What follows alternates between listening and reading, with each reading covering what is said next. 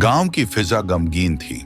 मिट्टी की कच्ची सड़कें, आसमान में उड़ते परिंदे और जमीन पर एक औरत जो अपनी जिंदगी के आखिरी लम्हे गिन रही थी। उसके सीने से हल्की हल्की सिसकियां निकल रही थीं, जैसे वह कुछ कहना चाहती हो, जैसे कोई आखिरी पैगाम देना चाहती हो। उस चारपाई के पास एक नन्ही सी बच्ची बैठी थी। उसकी छोटी छोटी आंखें डर और दर्द से भरी हुई थीं। वह अपनी माँ का हाथ मजबूती से थामे बैठी थी, जैसे अगर उसने हाथ छोड़ दिया तो सब कुछ खत्म हो जाएगा। उसकी सांसें तेज हो रही थीं, आंसू रुकने का नाम नहीं ले रहे थे। माँ प्लीज मुझे छोड़कर मत जाओ, मैं अकेली रह जाऊंगी माँ, मुझे तुम्हारे बिना कुछ भी नहीं चाहिए। कुछ कदम की दूरी पर एक आदमी खड़ा था। सख्त चेहरा, बेरहम आंखें, होंठों पर अजीब सी खामोशी। वह सब कुछ देख रहा था, मगर उसके चेहरे पर कोई जज्बात नहीं थे, जैसे कुछ हुआ ही ना हो। औरत के होंठ हल्के से हिले, एक आखिरी सांस ली और उसकी आंखें धीरे धीरे बंद हो गईं। बच्ची ने तड़प कर उसके सीने से अपना चेहरा लगा लिया, जोर जोर से हिलाने लगी, मगर वह हमेशा के लिए खामोश हो चुकी थी। माँ नहीं, माँ प्लीज उठो, मुझे छोड़कर मत जाओ। उसकी चीखों ने पूरे घर को हिला दिया, मगर उस आदमी के चेहरे पर एक पल के लिए भी अफसोस न आया। उसने एक नजर औरत के मुर्दा जिस्म पर डाली, फिर बच्ची को घूरने लगा और फिर एक अजीब खौफनाक शैतानी मुस्कुराहट उसके चेहरे पर फैल गई। गांव वाले दरवाजे के बाहर जमा होने लगे। कानाफूसी हो रही थी। लोग एक दूसरे से धीरे धीरे बातें कर रहे थे। यह औरत मरी कैसे? बच्ची का क्या होगा? यह आदमी अजीब है, इस पर भरोसा नहीं किया जा सकता। गांव का एक बुजुर्ग आगे बढ़ा। उसने आदमी के कंधे पर हाथ रखा, एक गहरी सांस ली और नरम लहजे में कहा, बेटा यह अब तुम्हारी जिम्मेदारी है, अपनी बेटी का ख्याल रखना। आदमी ने सिर झुकाया, हल्की सी मुस्कुराहट दी, मगर उसकी आंखों में जो चमक थी वह किसी मोहब्बत करने वाले बाप की नहीं थी। कुछ घंटों बाद औरत की दफनाने की रस्म पूरी हो चुकी थी। लोग अफसोस में सिर झुकाए वापस जा रहे थे, मगर उस आदमी की निगाहें अपनी बेटी पर जमी हुई थीं, जैसे वह किसी शिकार को देख रहा हो, जैसे वह किसी खतरनाक मंसूबे को अमली जामा पहनाने वाला हो। रात गहरी हो चुकी थी। कमरे में खामोशी थी, मगर अंधेरे में एक नन्हा सा वजूद कोने में दुबका हुआ था। उसकी आंखों में डर था, दिल में बेबसी। वह रो रही थी, हल्की हल्की सिसकियां ले रही थी, मगर कोई नहीं था जो उसे तसल्ली देता, जो उसके सिर पर हाथ रखकर कहता कि सब ठीक हो जाएगा। दरवाजा आहिस्ता से खुला। वह आदमी अंदर आया, बच्ची के करीब जाकर बैठ गया। उसने धीरे से उसके बालों में उंगलियां फेरी, सरगोशी की। अब से तुम सिर्फ मेरी हो। बच्ची ने आंसू भरी आंखों से ऊपर देखा, हैरान थी, डर से कांप रही थी, समझ नहीं पा रही थी कि उसके बाप के अल्फाज का मतलब क्या है। अगली सुबह सूरज की पहली किरणें जमीन पर पड़ रही थीं जब बाप ने बच्ची का हाथ थामा और घर से बाहर निकल आया। वह तेज कदमों से चल रहा था। बच्ची मुश्किल से उसके साथ चल पा रही थी। उसके हाथ में एक छोटा सा थैला था, जिसमें सिर्फ कुछ पुराने कपड़े थे, जिनमें उसकी माँ के दुपट्टे की खुशबू बसी हुई थी। कुछ घंटों बाद वे दूसरे गांव में एक छोटे से घर के सामने खड़े थे। घर की दीवारें मिट्टी से बनी हुई थीं। आंगन में एक पुरानी चारपाई रखी थी। दरवाजा खुला और एक औरत बाहर आई। उसके चेहरे पर सख्ती थी, उसकी आंखों में गुस्सा था। जैसे ही उसने बच्ची को देखा, उसका चेहरा और भी बिगड़ गया। इसे यहां क्यों लाए हो? आदमी ने सख्त लहजे में कहा, यह मेरी बेटी है, कुछ दिन इसे अपने पास रखो। औरत ने झर भरे लहजे में जवाब दिया, यह मनहूस है, अपनी मां को खा गई, हमारे घर भी बदकिस्मती ले आएगी, इसे यहां से ले जाओ। बच्ची का दिल कांप गया। उसकी नन्ही उंगलियां अपनी मां के दुपट्टे को और भी जोर से पकड़ने लगीं, जैसे वह इसके जरिए अपनी मां तक पहुंच जाएगी, जैसे वह उसकी आखिरी निशानी को कभी खोना नहीं चाहती। मगर उस औरत की निगाहें सख्त थीं, उसका लहजा जहरीला था। यह बच्ची मेरे घर में नहीं रह सकती। आदमी ने गहरी सांस ली, गुस्से को काबू किया और बच्ची का हाथ पकड़कर वापस मुड़ गया। गांव वापस आते ही उसने दरवाजा बंद कर लिया और बच्ची को खौफनाक नजरों से देखने लगा। रात हुई। घर के अंदर खामोशी थी, मगर बाहर लोग कानाफूसी कर रहे थे। यह आदमी अजीब हो गया है, बच्ची के साथ कुछ गलत हो रहा है। एक बूढ़ी औरत दरवाजे पर आई, धीरे से कहा, बेटा, बच्ची को हमारे साथ रहने दो। एक छोटी सी बच्ची को अकेले मर्द के साथ नहीं छोड़ा जा सकता। आदमी ने दरवाजा बंद करते हुए गुस्से से कहा, यह मेरी बेटी है, किसी को कोई हक नहीं कि मेरे मामलों में दखल दे। दिन गुजरते गए, बच्ची और भी कमजोर होने लगी। उसका रंग पीला पड़ने लगा था, आंखें अंदर धंसने लगी थीं। एक रात बाप ने कमरे का दरवाजा बंद किया। उसके हाथ में एक छोटी सी शीशी थी जिसमें किसी अजीब से रंग का द्रव था। बच्ची ने हैरानी से देखा, डर से पीछे हट गई। यह क्या है बाबा? आदमी ने एक भयावह मुस्कान के साथ कहा, यह तुम्हें खूबसूरत बनाएगा, मजबूत बनाएगा। नहीं, मुझे नहीं चाहिए, बच्ची ने गिड़गिड़ाते हुए कहा। उसकी आंखों में आंसू थे, मगर वह आदमी रुकने वाला नहीं था। उसने बच्ची का हाथ झटके से पकड़ा, एक मोटा सा इंजेक्शन भरा और उसकी पतली सी बाह में घुसेड़ दिया। बच्ची की चीख निकल गई। उसकी आंखों में तेज दर्द के आंसू थे, मगर वह आदमी हंस रहा था। शाबाश, अच्छी बच्ची। अगली सुबह बच्ची के शरीर में अजीब सी कमजोरी थी। उसके सिर में तेज दर्द था और आंखों के सामने धुंध थी। कुछ दिनों में गांव वालों ने महसूस किया कि वह बच्ची अब आम बच्चों जैसी नहीं रही। यह मामला अब गांव के लिए एक रहस्य बन चुका था और हर किसी के दिल में बस एक ही सवाल था, उस घर में क्या हो रहा है? तूफानी रात थी, आसमान गरज रहा था, तेज बिजली चमक रही थी। छोटी बच्ची खिड़की के पास बैठी थी। उसकी आंखों से खामोश आंसू बह रहे थे। अंधेरे में एक कोने में उसका पिता बैठा था, उसे घूर रहा था। उसकी आंखों में एक अजीब सा जुनून था, एक खतरनाक दीवानगी। अगली सुबह बच्ची पहले से भी ज्यादा कमजोर महसूस कर रही थी, मगर वह बहुत डरी हुई थी। किसी से कुछ कहने की हिम्मत नहीं थी। बाहर फुसफुसाहट हो रही थी। गांव वाले उसकी अचानक बिगड़ती हालत को लेकर बातें कर रहे थे। गांव के बुजुर्ग ने कुछ आदमियों से कहा, उस घर में कुछ तो गलत हो रहा है, हमें पता लगाना होगा। एक नेक दिल औरत, आमीना, बच्ची की खैरियत पूछने के लिए दरवाजे पर दस्तक देती है। दरवाजा थोड़ा सा खुलता है। अंदर से पिता झांकता है। उसकी आंखों में शक था। वह ठीक है, चिंता करने की कोई जरूरत नहीं। आमीना की नजर अंदर जाती है, जहां बच्ची जमीन पर निढाल पड़ी थी, पीली, बेहद कमजोर। मुझे इसे अपने साथ ले जाने दो, वह जिद करती है, मगर पिता सख्ती से मना कर देता है और दरवाजा उसके मुंह पर बंद कर देता है। आमीना तेजी से गांव वालों के पास जाती है। वह कुछ छुपा रहा है, बच्ची को बचाना होगा। अंदर बच्ची उठने की कोशिश करती है, लेकिन जमीन पर गिर जाती है। उसका बदन कांप रहा था, सांसें तेज हो रही थीं। पिता फिर एक इंजेक्शन निकालता है, धीरे से उसके बाजू में चुभो देता है। आराम कर मेरी बच्ची, वह फुसफुसाता है। उस रात बच्ची को एक अजीब सपना आता है। वह अपनी मां को एक खेत में खड़ा देखती है जो उसे बुला रही थी। वह हड़बड़ाकर जाग जाती है। उसके दिल में एक ही बात थी, उसे यहां से भागना होगा। धीरे धीरे अपने कांपते हुए हाथों से वह खिड़की खोलती है और बाहर कूदने की कोशिश करती है, मगर उसकी कमजोर टांगें उसका साथ नहीं देती। वह जमीन पर गिर जाती है, बेहोश हो जाती है। एक राहगीर वहां से गुजरता है और बच्ची को जमीन पर पड़ा देखता है।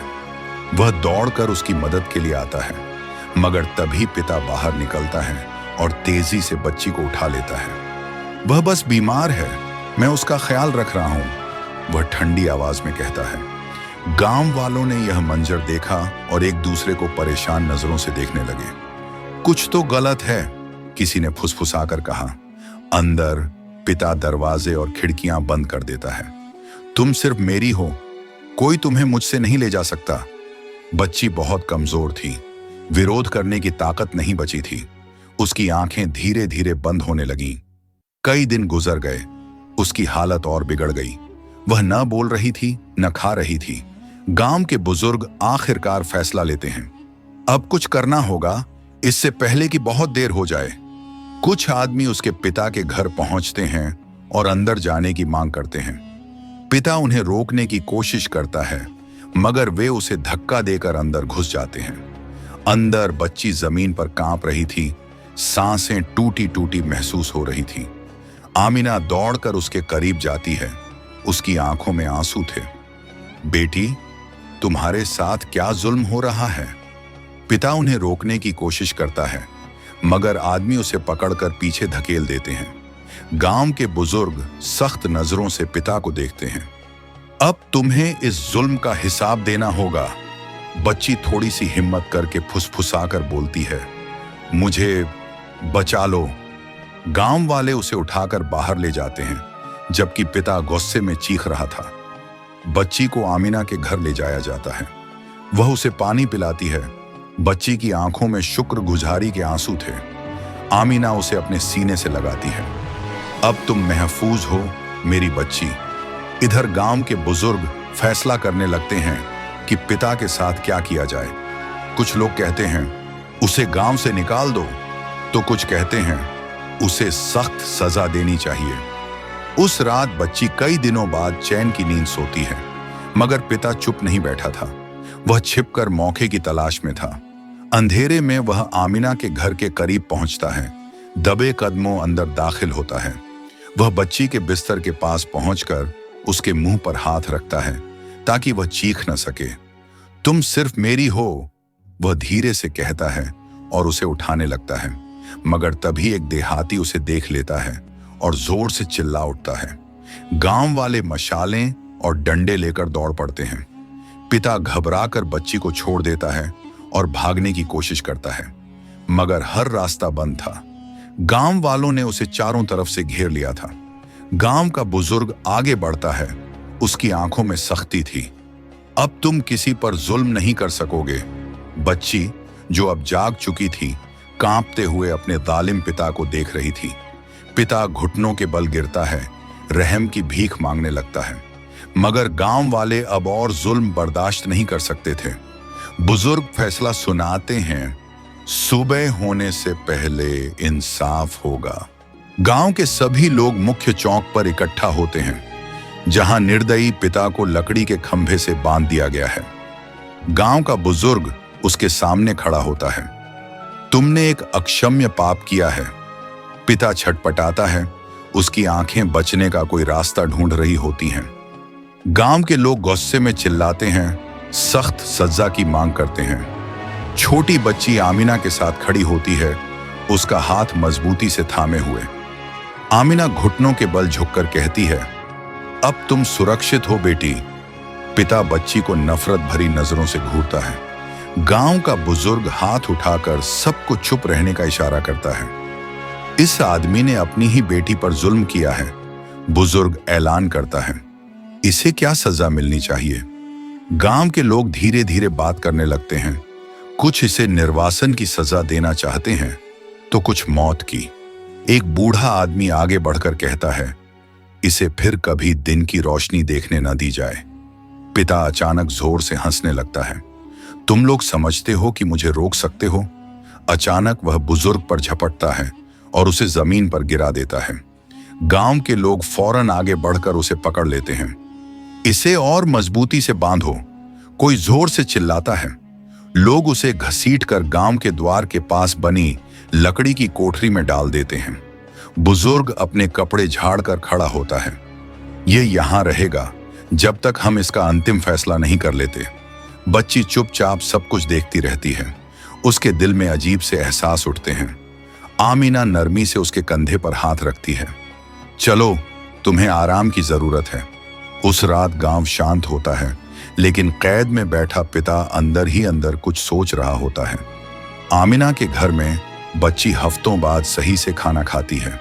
उसकी आंखों में आंसू आ जाते हैं। धन्यवाद, वह धीरे से कहती है। आमिना मुस्कुराकर कहती है, अब तुम अकेली नहीं हो। इसी बीच कुछ आदमी पिता की कोठरी के बाहर पहरा दे रहे होते हैं। पिता बुदबुदाता है, यह मामला अभी खत्म नहीं हुआ। अगली सुबह गांव के लोग उसके अंतिम न्याय के लिए तैयार होते हैं। किसी करीबी गांव से एक सम्मानित बुजुर्ग आता है। वह सभी की बातें सुनने के बाद कहता है, यह आदमी हमारे बीच रहने के लायक नहीं है। पिता फिर से हंसता है, तुम सब डरपोक हो। बुजुर्ग गांव वालों की ओर देखकर कहता है, इसे हमेशा के लिए गांव से निकाल दिया जाए। भीड़ इस पर सहमत होती है। यह आदमी अब कभी गांव में वापस नहीं लौटेगा। पिता को खोल दिया जाता है, लेकिन उसे खाने या पानी के बिना बाहर भेजा जाता है। चलो निकलो यहां से, बुजुर्ग हुक्म देता है। पिता कुछ पल के लिए झिझकता है, फिर धीरे धीरे रेगिस्तान की ओर चलने लगता है। बच्ची उसे दूर जाते हुए देखती है। उसके दिल में मिश्रित भावनाएं होती हैं, एक तरफ सुकून, दूसरी तरफ हल्का सा दर्द। आमिना उसे गले लगाती है। अब तुम्हारा दुख खत्म हो गया है।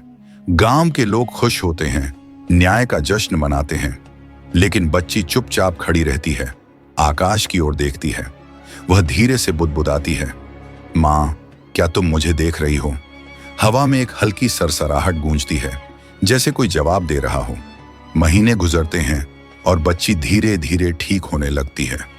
वह आमिना के साथ घर के कामों में मदद करने लगती है, पहले से ज्यादा मुस्कुराने लगती है। गांव के बच्चे उसे खेलने के लिए बुलाते हैं और वह पहली बार उनके साथ खेलने के लिए जाती है। एक शाम वह अपनी पुरानी झोपड़ी के सामने जा खड़ी होती है। अतीत की यादें उसके दिल में उमड़ने लगती हैं। आमिना उसके कंधे पर हाथ रखकर कहती है, तुम बहुत बहादुर हो बेटी। बच्ची सिर हिलाकर कहती है, अब मैं कभी डरूंगी नहीं। सूरज डूबता है, सुनहरी रोशनी पूरे गांव में फैल जाती है। बच्ची मुस्कुराती है, यह जानते हुए कि उसे जिंदगी में एक दूसरा मौका मिला है। दूर कहीं पिता की परछाई हमेशा के लिए ओझल हो चुकी होती है और पहली बार गांव में सच्ची शांति और सुकून का राज होता है। लड़की सुबह जल्दी जागती है। महीनों बाद पहली बार हल्का और ताजा महसूस करती है। आमिना मुस्कुराकर कहती है, आओ आज नाश्ता मिलकर बनाते हैं। लड़की आटे को गूंथना सीखती है, बिल्कुल वैसे ही जैसे उसकी मां किया करती थी। हल्की सी मुस्कान उसके होंठों पर आ जाती है। मां की याद से एक नरमी सी महसूस होती है। गांव के बच्चे दौड़ते हुए आते हैं, आओ हमारे साथ खेलने चलो। वह झिझकती है, लेकिन फिर हंसकर उनके साथ खेलने लगती है। गांव का बुजुर्ग उसे देखकर सिर हिलाता है, जैसे संतोष हो रहा हो। दिन बीतते हैं और वह धीरे धीरे गांव में घुलने लगती है। वह आमिना के घर के कामों में मदद करती है और शाम को बाहर खेलती है। एक दिन एक बूढ़ा मुसाफिर गांव में शरण मांगने आता है। वह एक दयालु इंसान है, लंबी सफेद दाढ़ी और किताबों से भरा एक छोटा सा थैला लिए हुए। लड़की जिज्ञासा से देखती है जब वह एक पेड़ के नीचे बैठकर कुछ लिखने लगता है। वह उसे देखकर मुस्कुराता है, क्या तुम्हें कहानियां पसंद हैं?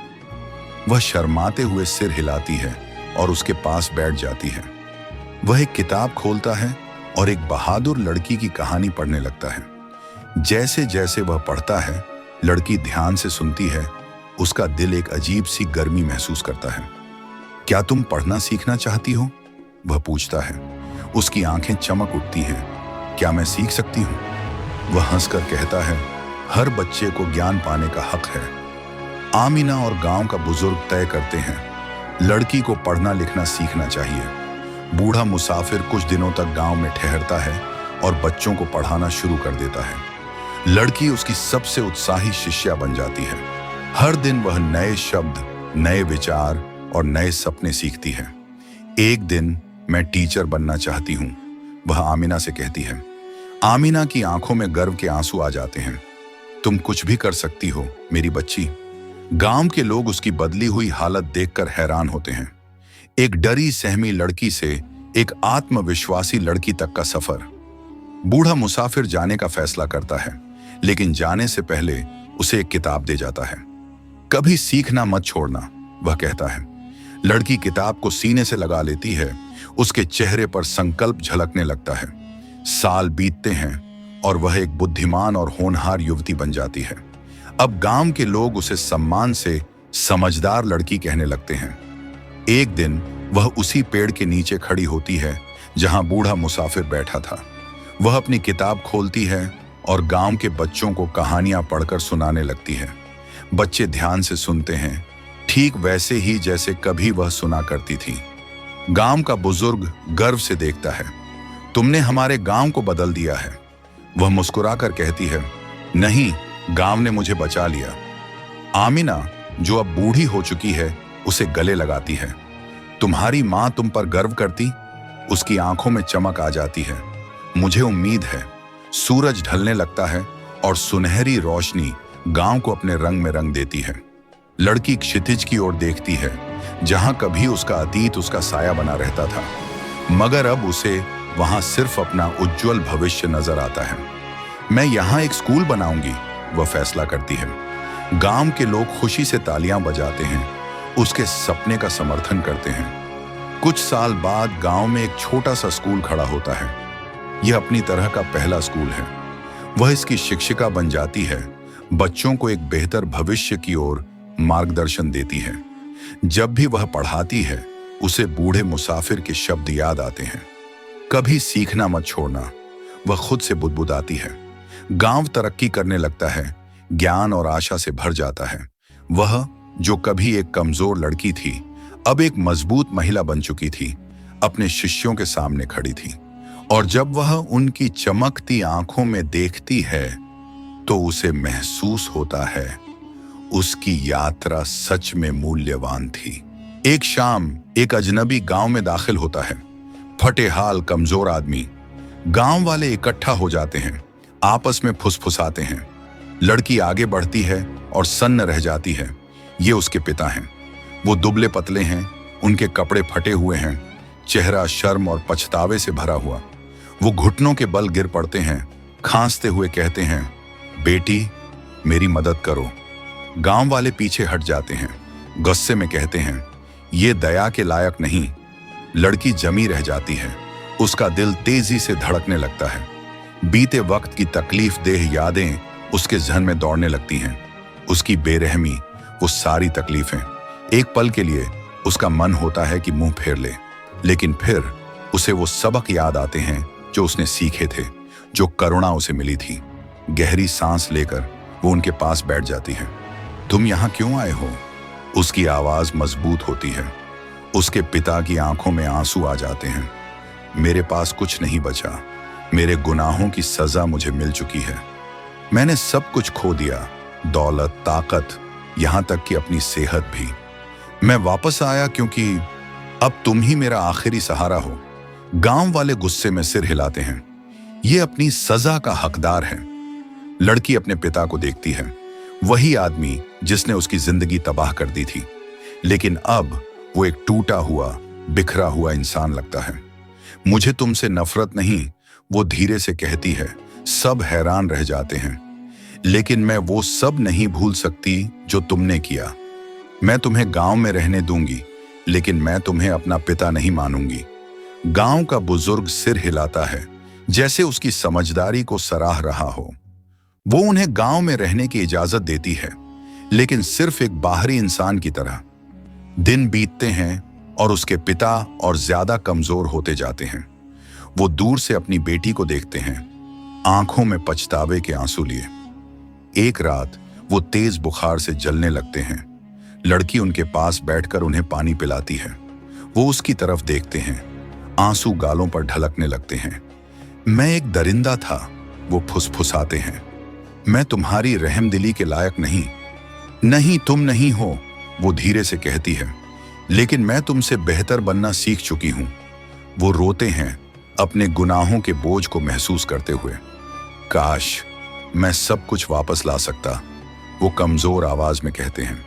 ख्वाहिशें अतीत नहीं बदल सकती, वो जवाब देती है, लेकिन मैंने अपना भविष्य बदल लिया है।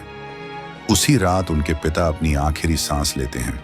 लड़की अपनी आंखें बंद कर लेती है, अंदर एक अजीब सा सुकून महसूस करते हुए। वो उन्हें गांव से बाहर दफन करती है, अपनी मां की कब्र से अलग। आखिरी मुट्ठी मिट्टी डालते हुए वो फुसफुसाती है, अलविदा। गांव वाले खामोशी से उसके साथ खड़े रहते हैं, उसका साथ देते हुए। अगली सुबह सूरज गांव के ऊपर सुनहरी रोशनी बिखेर देता है। लड़की अपने स्कूल की तरफ चल पड़ती है, जहां बच्चे उसका बेसब्री से इंतजार कर रहे होते हैं। वो अपनी किताब खोलती है, ऊंची आवाज में पढ़ना शुरू करती है।